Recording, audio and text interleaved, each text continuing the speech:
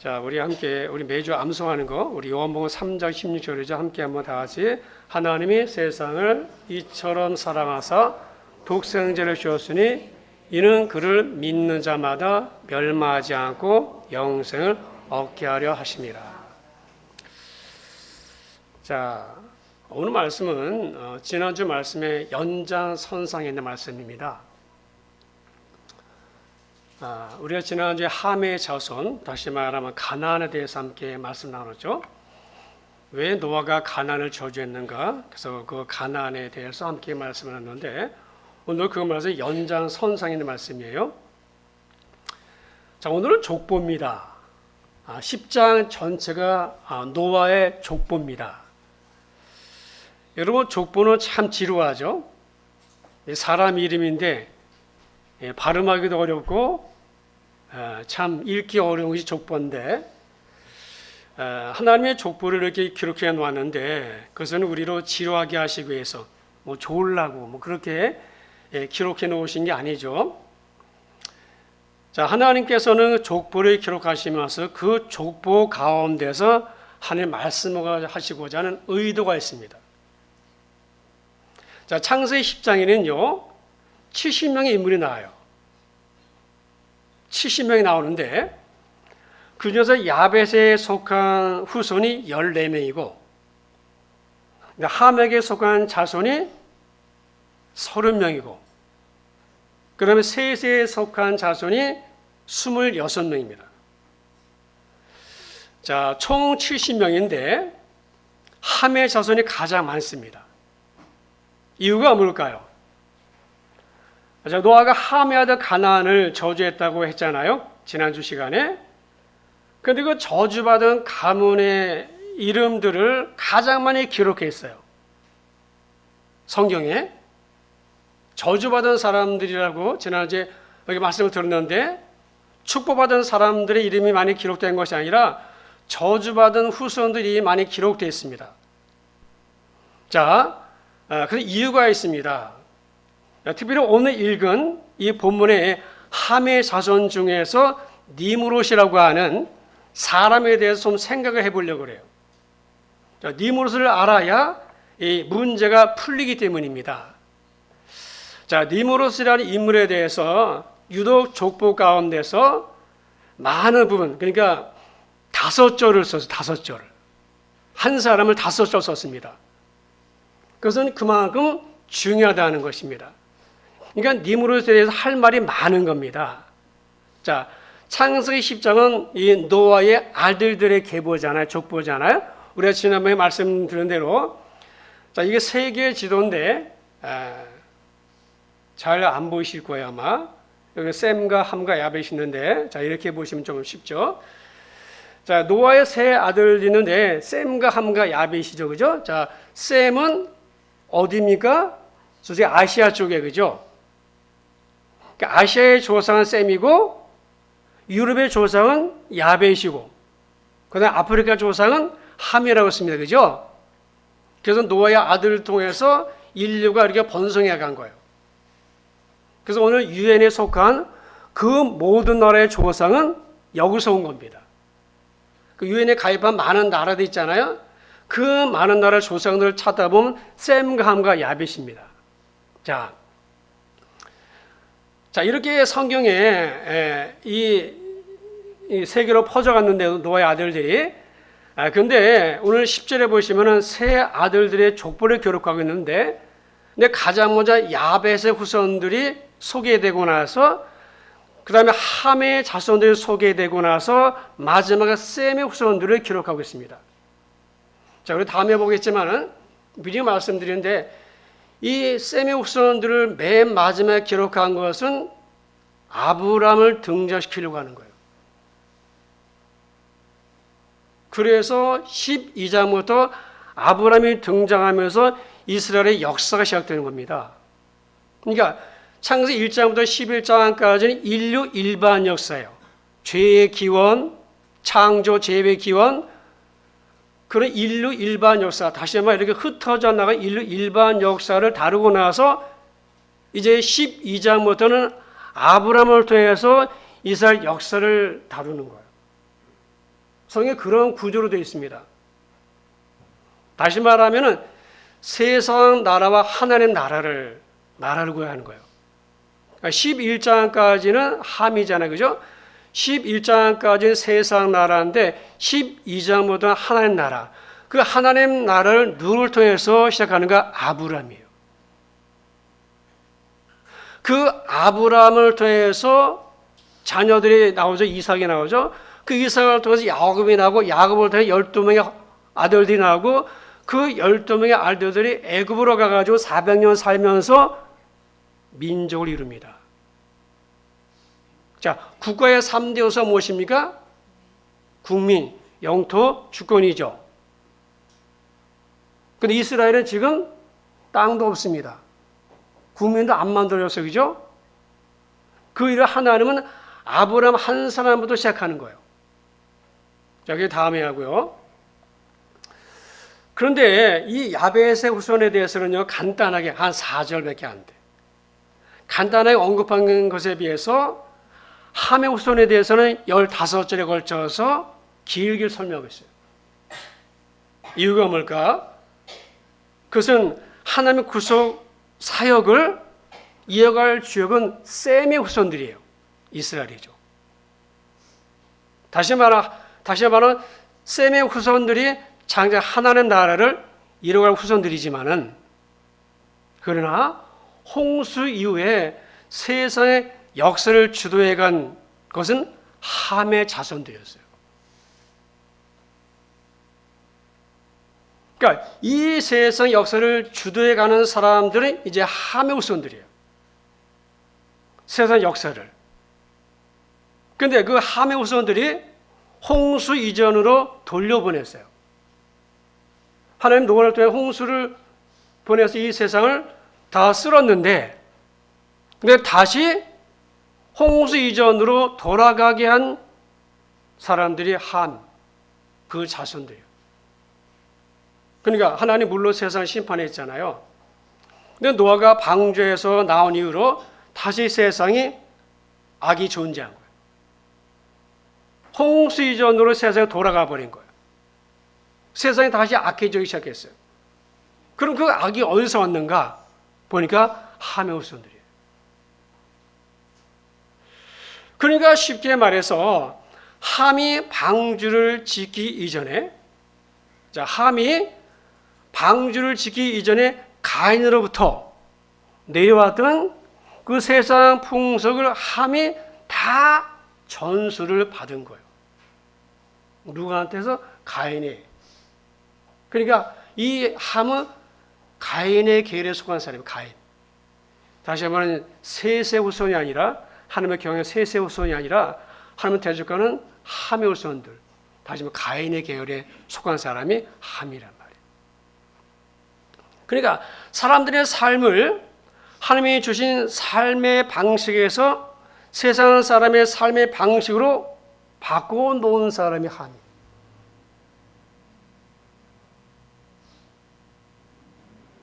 그래서 세상이 다시 악해진 거예요. 홍수 이전으로 간 거예요. 자, 함의 후손 가운데 가장 두드러진 인물이 구스의 아들 니므롯입니다. 자, 니므롯의 이름의 뜻이 뭐냐면 반역자, 대적자예요. 그는 하나님을 대적하는 함의 후손들 중에서 가장 정점에 서 있는 인물입니다. 자, 니므롯은 그 이름이 보여주는 바와 같이 하나님을 대적하는 무리의 우두머리로서 적 그리스도의 모형인 거예요. 적 그리스도입니다. 그의 성향, 그의 행동, 그의 업적 모든 것은 일관되게 하나님을 대적하는 쪽으로 갔어요. 자, 니므롯은 홍수 후에 100년쯤 후에 출생했어요. 자, 노아가 600세대 때 홍수가 났죠. 그죠? 그 이후로 노아는 350년 더 살다가 950살에 죽었어요. 그러니 노아는요, 니므롯과 함께 살면서 적어도 약 250년 정도는 함께 살았어요. 그러니까 니무롯에 있어서 노아는 뭡니까? 증조 할아버지인가요? 네, 증조 할아버지죠. 노아에게, 그러니까 니무롯에 있어서 노아는 증조 할아버지예요. 그러니까 한 250년 정도 함께 살았어요. 그러니까 노아는 니무롯에게 하나님 경외하라, 그렇게 했겠죠, 그죠? 그러니까 증조 할아버지 노아가 가만히 있지 않았을 거 아닙니까? 그 행동이나 다 보면 아니까. 근데 니무롯은 하나님을 버렸어요. 결국 니무롯은 하나님께 반역을 결심하고 탑을 쌓기로 했는데 그 탑이 바벨탑이에요. 왜 니무롯이 바벨탑을 쌓았을까요? 인간도 능력이 있다는 거예요. 인간도 강하다는 거예요. 그걸 하나님께 보여주고 싶었던 거예요. 그러니까 바벨탑은 땅과 하늘의 경계를 허물고 다시 홍수가 온다고 해도 살아남기 위해서. 그러니까 우리가 왕이라는 것을 드러내고자 했던 것이 바벨탑이에요. 인간도 능력이 있다는 거예요. 네? 인간도 강하다. 이걸 보여주고 했던 것이 바로 바벨탑이에요. 여러분, 그렇습니다. 홍수 이후에 하나님께 대한 인간의 반역을 대표적으로 보여주는 게 바벨탑이죠. 그것도 니무롯과 관련이 있습니다. 니무롯이 주동자예요. 자, 니무롯은 시날 평지에 성을 쌓았는데 이게 지금으로 말하면 바벨론이에요. 자, 여기서 아수르가 생기고 아수르를 점령한 바벨론이 생기고 바벨론은 페르시아에게 망하고 그 페르시아는 헬라 제국에 망하고 헬라 제국은 로마에 망하죠. 세상 역사예요.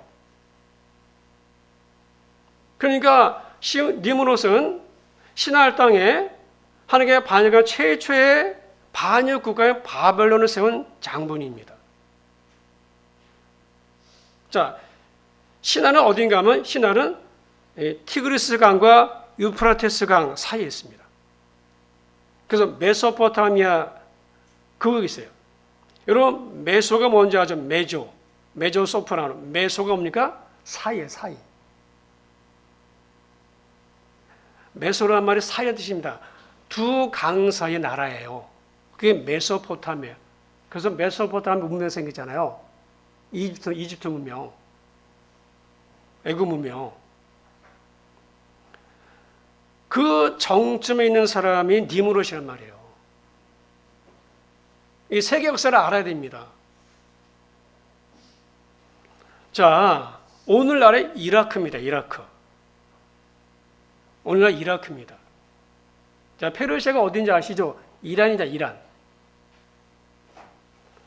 자, 니무롯이 여러 나라들과 성을 세운 것은 하나님을 대적하고 인간을 자신의 지배하에 두기 위해서였어요. 그는 폭력을 써서 사람들 자기 영역 안으로 모으기 힘썼어요. 그리고 자기가 왕이 된 거예요.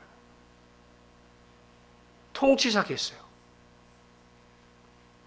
자, 그가 세운 나라 바벨론은 성경에서 하나님을 대적하는 세력의 상징으로 인용되는 거예요. 여러분, 가인이 하나님을 멀리 떠나서 놋 땅에서 에노성을 건설했잖아요. 하나님을 떠났잖아요. 그죠? 니무롯은 하나님의 의도와 반대되는 인간의 나라인 성을 쌓는데 그게 폭력으로 쌓은 거예요. 그래서 오늘 사냥꾼 말이 나와요. 사냥꾼. 자, 설명하겠지만은 그래서 니무롯 반역을 가장 잘 보여주는 것이 바벨탑 사건입니다. 자, 이 역사는 다 아시죠, 우리 학교에 배웠잖아요, 그죠? 아수르, 바벨론, 페르시아, 헬라. 근데 어디 있어요, 이 나라들이? 신할 땅, 바벨. 여기서 시작되는 거예요, 문명이. 자, 이 바벨론에서 인류의 역사가 시작되는 거죠. 하나님을 반역하는 행위가 시작되는 거예요. 그래서 성경에 보면 어떻게 됩니까? 성경에 유다가 어디 멸망하죠? 유다가 바벨론에. 유다가 바벨론에 망하잖아요. BC 587년에 586년에 북방 이스라엘은 722년에 아수르에 망하잖아요. 그걸 바벨론이 누구를 죽이는 거예요? 하나님의 아들을 죽이는 거예요. 자, 하나님을 대적하는 자들인 거예요. 이 모든 게 누구로도 시작되는가? 니무롯이에요. 자, 8절 말씀을 보면은 니무롯을 소개하죠. 구스가 또 니무롯을 낳았으니 그는 세상의 첫 용사다. 자, 용사란 말은 참 좋은 말이잖아요. 그죠? 그런데 원래 뜻은 뭔가 하면 강력한 자, 폭군, 전사라는 뜻이에요. 그러니까 평범한 영웅이 아니라 강력한 세력을 지니고 폭력으로 통치하는 전제군주라예요. 전제군주. 그러니까 말씀으로 다스리는 것이 아니라 자기 힘으로 다스리는 전제군주입니다. 그러니까 니무롯은 강력한 전사로서 백성들을 괴롭히는 폭군이었어요. 그는 당대 전쟁 영웅이었어요. 마치 헤라클레스처럼. 제가 헤라클레스 영화 봤거든요. 와, 잘 싸우더만. 남자라면 그 정도 힘이 있어야지. 막 그냥 당할 자가 없더만. 그게 니무롯이란 말이에요. 자, 그러니까 약탈자고 정복자였어요. 그러니까 니무롯은 최초의 전제군주로서 하나님을 반역한 정치적 영웅인 거예요. 그래서 세상은 니무롯의 영향력 아래에 있는 거예요. 그런 세상이 시작된 이래 처음으로 조직적으로 하나님께 반영한 사람. 이전까지는 개인적으로 반영했잖아요. 뭐 가인도 그렇고 라멕도 그렇고 개인적으로 하나님께 반영했잖아요. 근데 지금은 조직적으로 아예 나라를 세워가지고, 그래서 나라라는 말이 처음으로 나와요. 잘 보면 나라라는 말이 나오거든요. 그래서 나라를 세워가 조직적으로 하나님을 대적한 사람이 니무롯이에요. 자, 그리고 9절에 보시면은 그가 여호와 앞에서 뭐라 했습니까? 용감한 사냥꾼이었다. 자, 여기 여호와 앞에서라고 그러니까 우리가 코람데오 생각나죠. 코람데오. 요셉을 연상할 수 있잖아요. 근데 그런 뜻이 아니에요. 이게 무슨 뜻인가 하면은 하나님을 대적하여 서 있다는 뜻이에요. 다시 말하면은 하나님 앞에 그냥 서 있는 것이 아니라 하나님의 얼굴을 똑바로 쳐다보면서 서 있는 거예요. 여러분, 우리가 싸울 때 어떻게 싸웁니까? 상대 똑바로 쳐다보면 싸우죠. 그렇지 않아요, 싸울 때. 똑바로 쳐다보면 상대가 싸우잖아요. 지금 니무롯이 그런 거예요, 지금. 자, 니무롯은 사냥꾼이라고 했는데, 사냥꾼이라고 했습니다. 단순히 짐승을 사냥하는 것이 아니라 인간을 추적해서 인간 사냥꾼이었어요. 자, 구스가 낳은 니무롯이 바벨론과 니느웨 등의 여러 고대 도시를 세우고 지상에서 절대의 권력자가 된 거예요. 그러니까 사람들을 통해서 영광 다 받은 거야. 그 영광 누가 받아야 돼요? 하나님이 받아야 되죠. 그러니까 사람들을 억압하고 사람들 힘으로 통치하면서 자기가 모두 영광을 받은 사람, 지상에서 이름 떨친 사람이 니무롯이에요. 그러니까 힘으로 다스리는 나라, 인간 왕이 되는 나라가 그로부터 시작된 거예요. 그래서 독재자들이 나온 거죠. 세상 내가 최고야. 내가 세상 최고야. 그런데 이것이 끝나는 것이 아니라 이 DNA가 유전. 나는 사라져도 DNA는 반역 DNA는 남는다. 이게 니무롯이에요. 히틀러 힘으로 다스렸잖아요. 그러니까 니무롯으로부터 이런 사람이 나온 거야. 이 사람들은 자비가 없죠, 그죠? 600명을 죽였어요. 600만 명. 그 정점이 누구라고요? 니무롯이란 말이야. 하나님이 이렇게 절대 안 하시죠, 그죠? 하나님 평화 사랑으로 다스리잖아요. 그러니까 니무롯이 힘이 있었던 거예요. 힘이. 싸움을 아주 잘하는 사람이었어요. 누구도 그를 못 이기는 거예요. 그러니까 어쩔 수 없이 힘 앞에 권력 앞에 무릎 꿇는 거예요. 자, 그러니까 사람 위에 사람이 있는 거예요. 그 사람 위에 사람이 있어서 사람을 지배하는 역사가 시작된 거예요. 그러니까 사람이 사람 위에 서서 사람을 지배하는 인류의 불행한 역사가 이때부터 시작됐어요. 자, 여러분, 사람이 사람 위에 서서 사람을 지배하는 인류의 불행한 역사는요, 그 역사는 오직 여호와 하나님만이 사람 위에 계셔서 다스릴 때 끝나는 거예요. 여러분, 끝나는 거예요. 로마 제국이 무너진 요인이 바로 기독교인들의 평등관이 있었어요. 종인의 자유잖아. 노예가 없는 거예요. 이런 사람도 노예를 부리잖아요.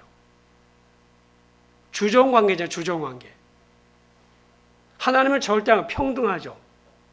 남자나 여자나 종이나 자유자나 흑인이나 백인이나 다 동일하잖아요. 평등하잖아요. 그래서 로마가 사람이 사람을 지배하지 않고 함께 살아가는 기독교인들의 삶의 모습이 로마를 바꾼 거예요. 여러분, 사람이 사람을 다스리는 한 사람은 늘 갈등하고 분쟁할 수밖에 없죠. 서로 싸우고 전쟁이잖아요. 러시아, 우크라이나 전쟁, 미얀마나 시리아의 내전, 그리고 아프리카의 여러 나라들의 내전. 그래서 벌써 수년 혹은 수십 년 이어지고 있잖아요. 자, 이런 내전과 전쟁 이면에는 사람 위에 사람이 서서 다스리기 때문이에요.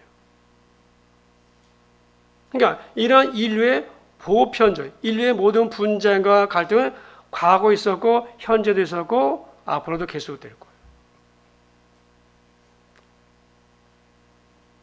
여러분, 당시에 니무롯이 얼마나 유명했는지 속담까지 나왔어요. 속담까지. 자, 용감한 사냥꾼이었다. 속담까지 나왔어요. 그죠? 그러니까 뭐 니무롯보다 더 싸움을 잘하는 사람이 없다는 거예요. 그러니까 니무롯은 잘 싸우는 자의 대명사예요. 대명사. 그 스스로 높아지지 않으려고 해도 사람 높이는 거죠. 그리고 하나님 위에 앉는 거예요. 자, 10장 족보 중에 하이라이트는 니무롯이라고 했습니다. 자, 이 사람의 얘기는요, 창세기 4장에 가인의 얘기가 생각나. 또 람에게 생각나죠. 누가 나를 대적하겠느냐고. 자, 여호와의 특이한 사냥꾼이랬습니다. 자, 홍수 이후에도 이런 일이 또 계속 반복되는 거예요. 자, 그 이들은 살기 좋은 땅으로 가가지고 서로끼리 모여가지고 자기들이 왜 왕을 세우고 그 왕을 통해서 하나님을 대적하는 겁니다. 그러니까 이 가인의 후손 중에 대표자 니무롯이죠. 그러니까 니무롯은 죽은 게 아닙니다. 아니, 가인은 죽은 게 아니에요. 가인이 여전히 살아있습니다. 사람들 속에. 노아의 하나님은 노아의 족보를 왜 말했냐? 니무롯을 이야기하고 싶었던 거예요. 족보가 그렇게 지루한 것이 아니라, 따분한 게 아니라 니무롯을 이야기하고 싶어서 노아의 족보를 기록한 거예요. 여기 세상 왕이 나오는 거예요. 전제 군주자, 폭군. 자, 근데 오늘 본문을 보시면요. 참 불편한 진실이 있습니다. 불편한 진실이 있어요. 진실은 진실인데 불편해. 자, 노아에게 저주를 받은 함의 후손들이죠. 그 함의 후손들이 이 땅에서 다 잘 되는 거야. 왕이 되고 이름을 날리고 부자가 되고. 자, 어떻게 저주를 받은 후손들이 더 강성해지고 강대해지는 걸까? 제가 성경 말씀에 니므롯을 낳았으니 그건 세상의 첫 용사라. 니므롯같이 용감한 사냥꾼이로다. 레센을 건설했으니 이는 큰 성이라. 복을 받았다는 거야. 자, 하나님의 복을 받은 셈의 후손들. 이 셈의 후손들은 세상적으로 보기 미약합니다. 미약한 것과 함의 저주를 받은 하나님의 저주를 받은 함의 후손들은 세상에 득세하고 승승장구하는 것처럼 보이죠. 그런데 그들에겐 내세가 없어요. 영생이 없어요. 이 세상의 전부예요. 그러니까 이 세상에 올인하는 거예요. 이 세상에 전심전력 투구하는 거예요. 그러나 하나님의 자녀들은 내세와 영생을 천국을 바라보기 때문에 세상 것에 아둥바둥하지 않아요. 여러분, 우리가 누구를 더 부러워야 됩니까? 세상에 잘 나가는 함의 자손들? 결국 그들은 뭐요? 다 심판받을 거예요. 그러니까 현세적 관점에서, 성경적 관점에서 어떻게 보면 좀 헷갈릴 수 있죠. 사람들의 관점에 보면은, 인간의 관점에 보면은 성경이 이해하기 어렵습니다. 그러나 영성의 관점에서 보면 분명해지는 거예요. 명확해집니다. 셈의 후손은 복을 받고 함의 후손은 저주를 받게 되잖아요. 그러니까 우리가 어떤 관점으로 성경을 보고 역사를 보고 또 나 자신을 봐야 되는지 말씀하는 거예요. 자, 니므롯은 하나님을 대적한 사람이었죠. 그의 뒤를 따른 독재자들의 결말을 다 아시잖아요. 여러분, 독재자들 다 결말 아시죠? 이 사람들 결말을. 사람들이 힘이 없어가지고 힘이 약해서 대들지 못했지 마음속으로는 다 이를 갈고 있었어요. 칼을 품고 있었죠. 자, 이들의 마지막이 얼마나 비참했습니까? 뿐만 아니라 자, 이들이 세웠던 나라들도 어떻게 됐습니까? 그러니까 성경적 관점에서 역사를 봐야 되고 세상을 봐야 되고 그리고 나 자신을 볼 수 있어야 돼요. 그리고 이걸 볼 수 있어야 돼요. 하나님은 믿음의 사람들에게 이걸 기록하고 싶었던 거예요. 하나님께서. 여전히 세상엔 니므롯이 존재하니까. 사람의 권력만 잡아보세요. 다 달라져요. 권력의 힘이라는 게 얼마나 무서운지 아시죠? 예전에 우리 50 때. 바른 말하면 다 잡아다 가도 그죠? 언론의 자유를 다 없애고. 권력입니다. 권력이 얼마나 무서운지 아시잖아요. S대 대학생이 물고문 당해가지고 죽고 안기부에 끌려가가지고. 여러분, 그게 다 뭐예요? 세상 역사입니다. 자, 우리는 노아의 이 세 자녀, 함과 셈과 함과 야벳이죠. 그 후예들을 봤습니다. 이제 알아봤어요. 그죠? 자, 발음하기도 어려운 사람들의 이름을 기록한 목적은 뭔가 하면 족보를 말하려고 하는 게 아니에요. 노아의 자녀는 우리가 사는 이 세상에 하나님 없이 사는 사람들의 낳은 조상들이에요. 그들의 결론은 바벨탑이에요. 사실 바벨탑이죠. 돈으로 쌓잖아요. 돈으로 쌓잖아요. 그죠? 뭐 몇십억짜리 건물 쌓고, 뭐 돈으로 쌓고, 권력으로 쌓고. 그게 다 바벨탑이잖아요. 누구를 위해서 쌓아요? 다 자기지. 자기가 거기 앉아서 왕이잖아요. 우리 안에는 다 그런 마음이 있어요. 내가 왕 되고 싶은 마음. 자, 11장을 보면은요, 그들 신할 땅으로 가서 흩어진 멸하자고 그랬잖아요. 면하자 했잖아요. 그죠? 왜냐하면 그들에게 하나님이 없기 때문이에요. 이런 사람들이 세운 나라가 바벨론이에요.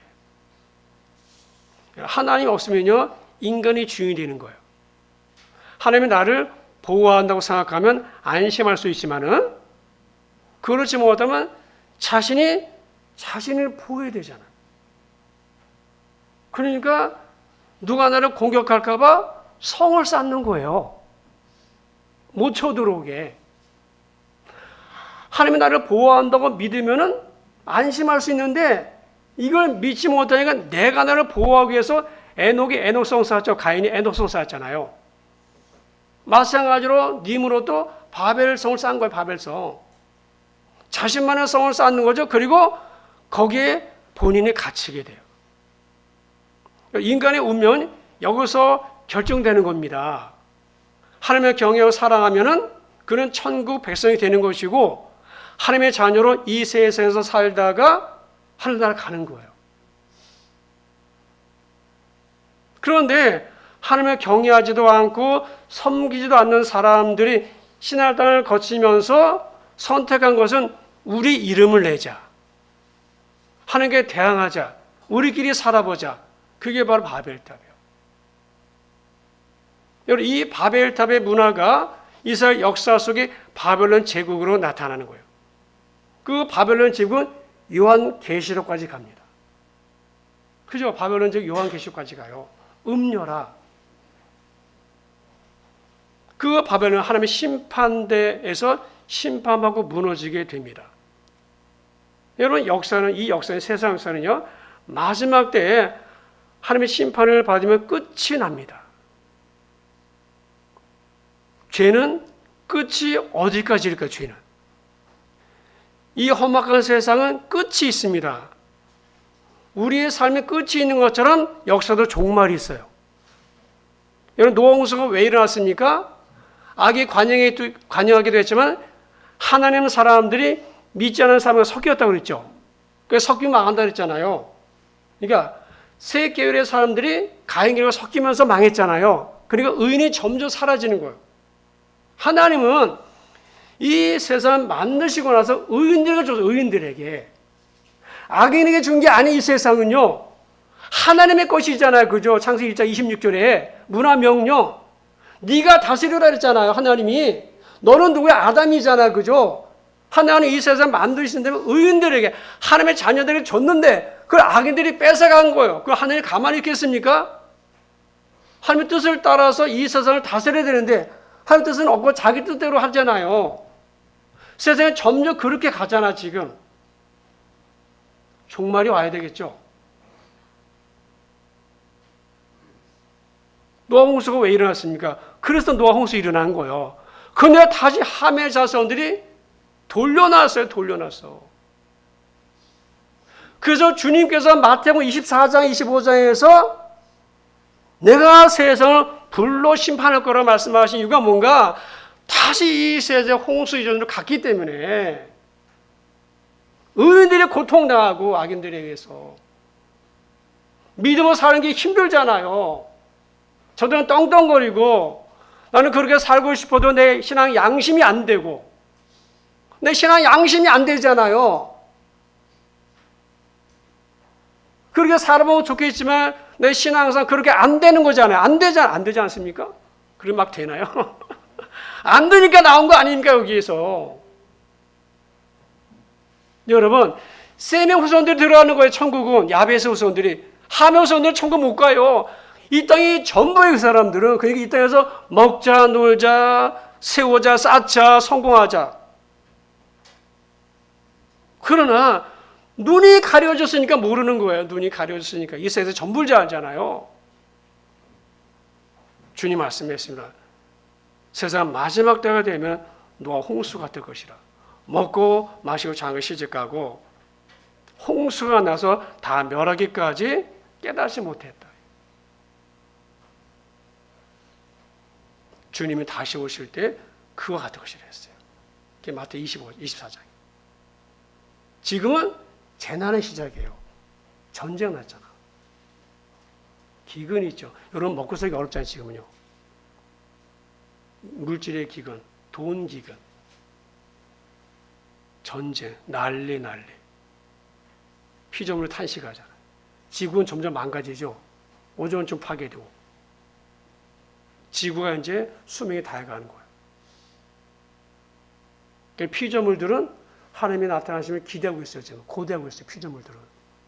이런 동식물들은 하나님이 나타나심을 고대하고 있단 말이에요. 성경에 로마서 말씀대로. 여러분, 우리가 어떻게 살아야 됩니까? 다니엘이 뜻을 정했어요. 다니엘이 바벨론 땅에서. 다니엘이 뜻을 정하여 왕의 음식과 그가 마신 포도주로 자기를 더럽히지 아니하리라. 왕의 음식과 포도주로 자기를 더럽히지 아니하리라. 무슨 말이요? 내가 믿음으로 살겠다는 거야. 바벨론 땅이죠. 우상의 땅입니다. 니무롯이 사시는 땅입니다. 느부갓네살, 벨사살. 그거 다 니무롯이에요. 그런 땅에서 다니엘은 믿음으로 살겠다. 여러분 뜻을 정해야 돼요. 그냥 되는 게 아니라 여러분의 뜻을 정해야 하나님이 도우시는 거야. 내가 믿음으로 살겠다. 나는 믿음 하나 붙잡고 살겠다 이거야. 우리 믿음으로 천국 가는 거죠. 다 놓고 하잖아요. 세상에 아무도 가져온 게 없죠. 아무도 못 가져간다 그랬잖아요. 다 놓고 가잖아요. 알몸으로 가자, 알몸으로. 잠시 이 땅에 누리는 걸 쓰는 거잖아요.